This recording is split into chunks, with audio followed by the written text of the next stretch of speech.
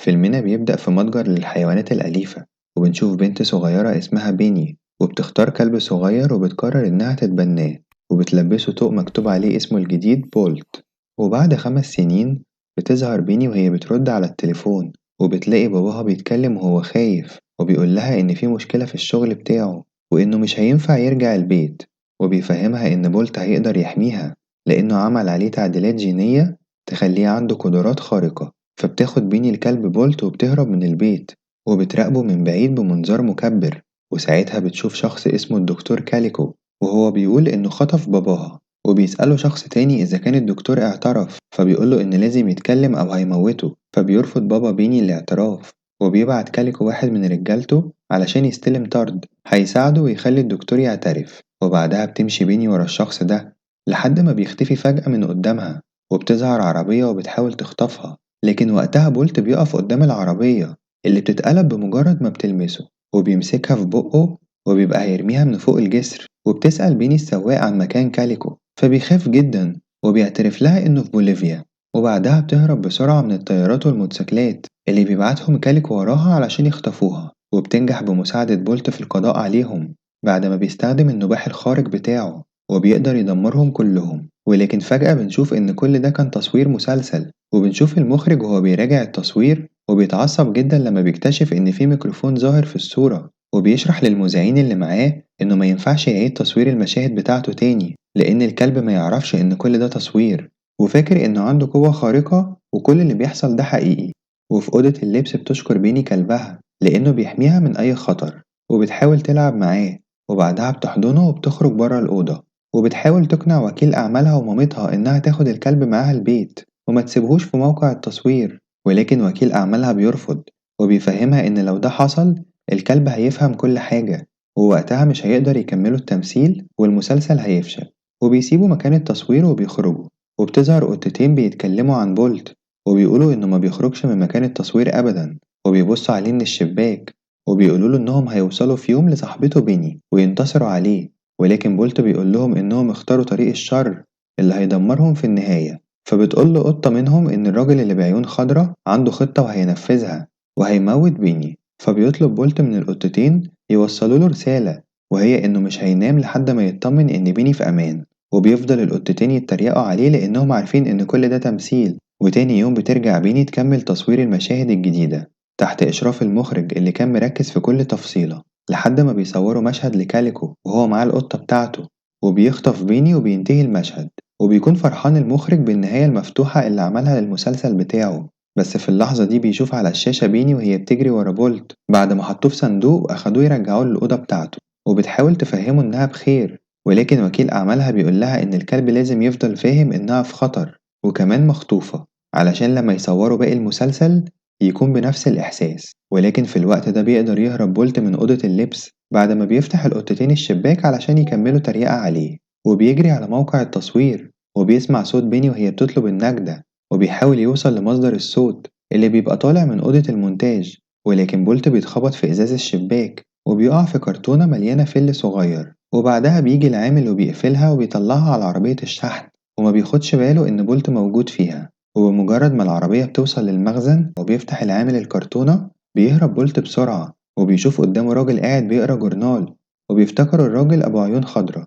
ولكن لما بيقرب منه بيعرف إنه مش نفس الشخص اللي بيدور عليه، فبيجري بسرعة لحد ما بيقع في حفرة كبيرة. وبعدها بيشوف قدامه دولاب على عربية نقل، وبيفكر إن بيني جوه الدولاب ده، فبيروح يقف قدام العربية وهو فاكر إنه هيقدر يوقفها. ولكن السواق بيقدر يقف بالعربية في آخر لحظة، لكن الدولاب بيتقلب على الأرض ولما بيتفتح بيطلع فاضي. فبيجري بعدها بسرعة وهو خايف لحد ما راسه بتتحشر في سور الجنينة، وبتقف حمامة صغيرة قدامه وبتنده على أصحابها وبيحاولوا يساعدوه علشان يطلع راسه. وبعدها بيشكرهم وبيسألهم لو كانوا يعرفوا الراجل أبو عيون خضرا، فبيقولوله إنهم ما يعرفوش الشخص ده، لكن شكل بولت مألوف جدا ليهم. وبتحاول حمامة تفتكر شافته فين قبل كده. وفي اللحظة دي بيقف أتوبيس نقل عام موجود عليه إعلان لمسلسل بولت الجديد، ولكنهم ما بياخدوش بالهم. فبيسألهم بولت لو يعرفوا مكان القطة اللي شغالة مع كاليكو، ووقتها بتجيلهم فكرة وبياخدوه للقطة اللي بتفرض عليهم يقدموا لها الأكل اللي بيجمعوه طول اليوم. وبيشوفها ماسكة حمامة وبتقول لها إن الأكل اللي جابته قليل جدا وهي لسه جعانة، وإن لما معدتها بتبقى فاضية بتحرك مخالبها، فبتترعب الحمامة جدا، وبتقول لها إنه في يوم من الأيام هيظهر شخص أقوى منها ويعلمها درس حياتها. ولكن بولت بيقطع كلامهم لما بيهجم فجأة على القطة ميتنز وبيسألها عن مكان بيني. ولما بتحاول القطة إنها تفهمه إنها متعرفش هو بيتكلم عن إيه، بيستغل الحمام الفرصة وبيقولوله إنها القطة المطلوبة وإنها تعرف مكان الشخص اللي بيدور عليه كويس جدا، ولكنها بتحاول تكذب. فبياخدها بولت فوق الجسر وبيهددها إنه هيرميها لو ما اتكلمتش، ولكنها ما بتبقاش فاهمة هو بيعمل فيها كده ليه، فبتطلب منه ينزلها وهي تتكلم. وبعدها بتاخده توديه عند الزبالة وبتطلع منها خريطة وبتفهمه إن دي خريطة العالم كله، وبتوريله مكانهم على الخريطة، وبتقوله إن رئيسها أبو عيون خضرا خطف بيني في آخر نقطة على الخريطة دي اللي هي المفروض هوليوود.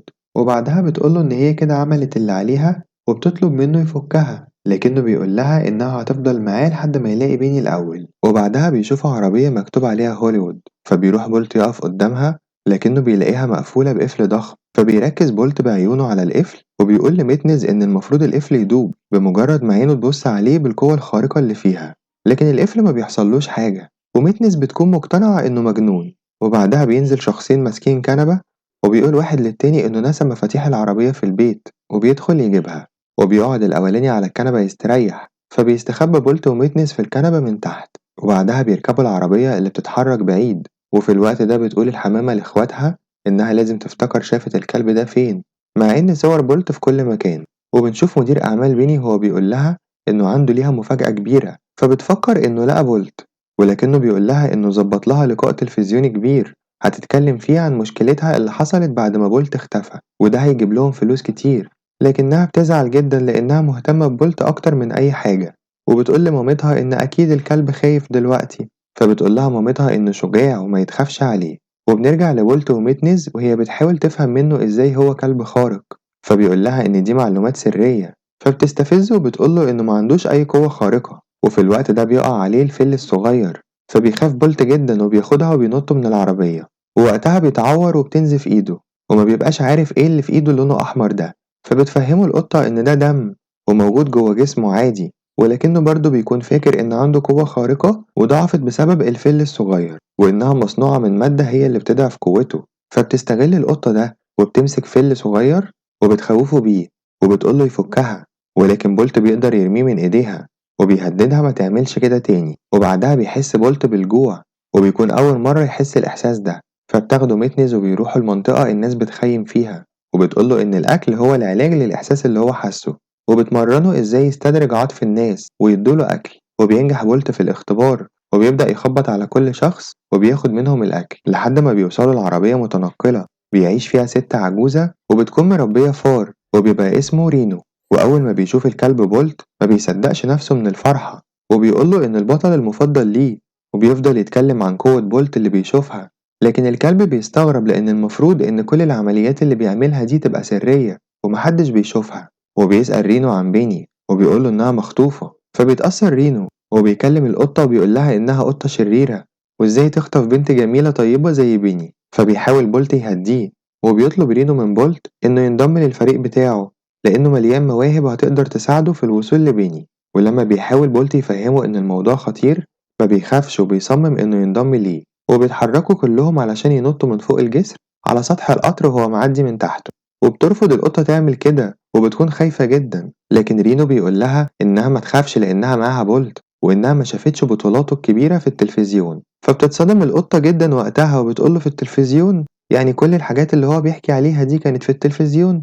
وبتحاول تفهم بولت إن هو مجرد ممثل وإن مفيش أي حاجة من اللي هو بيحكي عليها دي حقيقية، لكنه ما بيديلهاش فرصة تتكلم وبينط من فوق وبياخدهم معاه هما الاتنين، ولكنهم بيكونوا هيقعوا من فوق القطر. وبيحاول بولت ينقذ ميتنز اللي وقعت على سلم القطر، وبعدها بتحاول القطة تساعده لكن راينو بيفكر إنها بتحاول توقعه فبيحاول يمنعها، وفي الآخر بيقعوا هما التلاتة من القطر. ووقتها بتحاول القطة تفهم الكلب إنه بطل مسلسل تلفزيوني وإن كل اللي بيعمله ده تمثيل، يعني مفيش قوة خارقة ولا حاجة، وبتثبت له ده لأن القوة بتاعته ما اشتغلتش من وقت ما خرج بره موقع التصوير. ساعتها بينكر الكلب كلامها وبيتضايق جدا وبيحاول يثبت لها إنه عنده قوة خارقة فعلا، لكنه بيفشل في كل مرة، فبتفضل تتريق عليه، ولكنه بيقول لها إنه هيستخدم معاها سلاحه الأخير وهو النباح الخارق. ولكنها برضه ما بتتأثرش لحد ما بتوصل قوات السيطرة على الحيوانات الضالة وبتاخدهم هما الاتنين. وفي الوقت ده بيشوفهم الفار راينو من بعيد، وبنروح لمدير أعمال بيني اللي بيقولها إنه أخيرا لقى بولت. فبتفرح جدا بيني وبتجري على الكلب علشان تحضنه، لكنها بتتفاجئ إنه مش بولت ولا حاجة، وإنه مجرد كلب شبهه. وبعدها بتدخل مديرة التصوير وبتفهم بيني إن التصوير ما ينفعش يقف أكتر من كده، لأن ده هيسبب مشاكل لناس كتير، وبتطلب منها تنسى بولت وترجع تصور مرة تانية. وفي نفس الوقت ده بيحاول بولت إنه يهرب من العربية اللي اتحبس جواها هو والقطة، ولكن القطة بتحاول تفهمه إنهم رايحين لمكان بيع الحيوانات وإنهم مش هيعرفوا يخرجوا من هناك إلا لو حد اشتراهم، ولكنه بيكون لسه مقتنع إنه عنده قوة خارقة وبيحاول يفتح الباب بيها. بس في الوقت ده بيجي الفار وبيفتح لهم الباب من بره، وبيفرح بولت جدا وبيفتكر إن قوته اشتغلت، لكنه بيكتشف إن راينو هو اللي فتح الباب، وبيزعل جدا بعدها لأنه أخيرا فهم إن قوته الخارقة مش شغالة وإن القطة معاها حق. وبيحاول راينو إن يشجعه وبيفكره بكل حاجة عملها في المسلسل، وبيقوله إنه طول عمره نفسه ينقذ بنت صغيرة زي ما هو بيعمل ويكون بطل زيه. فبيتحمس بولت من كلام راينو، وبيقرروا يروحوا سوا للمكان اللي محبوسة فيه القطة علشان يساعدوها. وبيقدروا فعلا يوصلوا للقطة، ووقتها ما بتصدقش إن بولت رجع مخصوص علشانها، وبيفتح لها الباب وبتخرج منه. وبيروحوا ياخدوا راينو وبيخرجوا بسرعة، لكن الضابط بيشوفهم وبيحاول يطاردهم، وأخيرا بينجحوا في الهروب منه بعد ما بيشعلوا حريق في المكان كله. وبيلاقوا عربية شحن كبيرة موجودة في الشارع، فبيدخلوها وبيفرحوا إنهم نجحوا في تنفيذ الخطة. وبيكون راينو فرحان جدا إنه نجح في أول مهمة ليه معاهم. وبيقول بولت للقطة إنه اقتنع إنه معندوش قوة خارقة، فبتقوله من الأفضل يكون كلب عادي، وبتحكيله عن الحياة العادية الطبيعية وجمالها، وبتعرفه مميزاته ككلب من غير قوة خارقة. وبيفضلوا يلعبوا كلهم سوا، وبتطلب منه ميتنز إن يطلع راسه من الشباك ويستمتع بالهوا، لأن الحركة دي الكلاب بتحبها. وبيفضلوا يتنقلوا مع العربية من مكان لمكان، وبيستمتعوا بحياة الحيوانات الطبيعية اللي كلها مغامرة من غير أي قوة خارقة. وبعدها بتفاجئ ميتنز بولت ببيت عملته بنفسها، وبتفرجوا عليه وهي متحمسة، لكن بولت بيفاجئها إنه ما يقدرش يقعد هنا وإنه لازم يرجع لبيني علشان هي أكيد مستنياه. فبتاخده القطة للإعلان الكبير بتاع المسلسل بتاعه، وبتقوله إن ده تمثيل وإن بيني بتمثل وما بتحبوش بجد زيها. وبتقوله إن من الطبيعي الإنسان يمشي في يوم وبيسيب الحيوان الأليف بتاعه. وبتكون زعلانة جدا لأنها بتفتكر قصتها مع أصحابها، وبتطلب من بولت إنه يسيبها لوحدها ويمشي. وبيمشي بولت وهو زعلان إنه سابها لوحدها، وهي كمان بتفضل زعلانة. ولما بيسأل الفار عن بولت بتقوله ميتنز إنه راح يواجه الراجل أبو عيون خضرا لوحده، علشان مش بتكون عايزة تصدمه إن بولت ما عندوش قوة خارقة وإن بطله المفضل مجرد ممثل في التلفزيون. ولكن راينو بيقول لها إنه رايح يساعده علشان بولت علمه إنه ما يسيبش زميله في خطر لوحده. وبيوصل بولت لهوليوود وبيقف قدام العلامة بتاعتها، وبيقابل حمام بيقوله إنه معجب بيه جدا، وبيطلبوا منه يسمعوه فكرتهم عن مسلسل جديد ليه. فبيطلب منهم يساعدوه في البحث عن بيني، ووقتها يسمع فكرتهم. وبيوصل بولت للاستوديو اللي بيتصور فيه المسلسل، وبعدها بتوصل القطة والفار. وفي الوقت ده بتحاول القطة تفهم الفار إن كل ده تمثيل، لكنه ما بيسمعلهاش، خصوصا لما بيشوف واحد من جيش كاليكو وبيحاول يروح يهاجمه. وبيدخل بولت أوضة اللبس اللي اتعود يقعد فيها مع بيني، وبيسمع صوت بيني وبيجري عليها، ولكنه بيلاقيها بتحضن كلب تاني شبهه. فبيتأثر بالمشهد جدا وبيفتكر كلام القطة وبيخرج بره موقع التصوير. وما بيعرفش إن بيني لما كانت بتحضن الكلب ده كانت بتمثل. وبتشوفها القطة بعد ما المشهد بيخلص وبتلاقيها بتعيط في حضن مامتها، وبتقول لها إنها مشتاقة جدا لبولت ووحشها. وبعدها بيبدأ مشهد جديد في المسلسل، وبيكون فيه كاليكو ومعاه بابا البنت، وبيشوفها وهي مربوطة بحبل، وبيدخل بولت علشان ينقذها. لكن الكلب اللي بيمثل دور بولت بيخاف وبيجري وبيتسبب في حريقة للمكان كله. وفي الوقت ده بتكون ميتنس بتتكلم مع بولت وبتسأله هو ليه ساب المكان ومشى، فبيقول لها إنها كان معاها حق، لكنها بتحكي له على اللي شافته، وبتقوله إن بيني بتحبه بجد.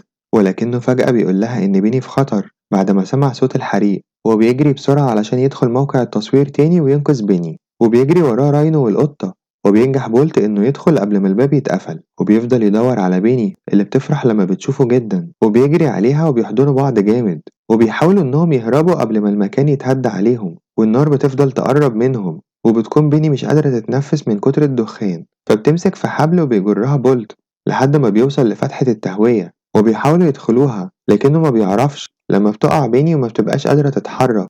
وبتقوله يمشي هو، لكنه ما بيقدرش يمشي ويسيبها، فبتحضن الكلب اللي بيقعد جنبها وما بيرضاش يسيبها، وبعدها بتجيله فكرة إنه ينبح بصوت عالي في فتحة التهوية، وبيسمع كل الناس اللي بره صوته، فبيقدروا يحددوا مكانه، وبيدخل عمال الإطفاء علشان ينقذوهم، وبتجري مامة بيني عليها علشان تطمن عليهم، وبيدخل مدير أعمال بيني معاهم، وبيوعدها إنه هيحاول يستغل الأمر وهتجيب لهم فلوس كتير، ولكن مامة بيني بترميه برا العربية وبتقوله إنها رفضته وإنهم مش هيشتغلوا في التمثيل تاني، وبعدها بتقرر إنها تتبنى ميتنز وراينو، وبتاخدهم بيني علشان يلعبوا كلهم سوا في الجنينة، وبيعيشوا مع بعض وهم مبسوطين في حرية وسعادة. وبس كده، ما تنسوش تعملوا لايك واشتراك في القناة لو لسه ما اشتركتوش، وفعلوا الجرس علشان الحواديت الجاية ما تفوتكوش أبدا، ونتقابل في حدوتة جديدة. باي باي.